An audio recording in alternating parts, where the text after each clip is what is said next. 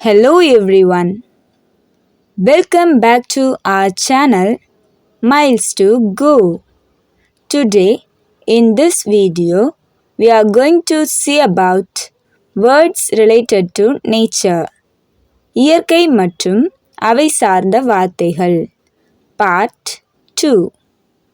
Drizzle தூறல் Eclipse கிரகணம் Cyclone புயல் dense forest அடர்ந்த காடு deforestation காடு அழித்தல் dam அணைக்கட்டு dew பனித்துளி earth பூமி desert பாலைவனம் earthquake பூகம்பம் அல்லது நிலநடுக்கம்.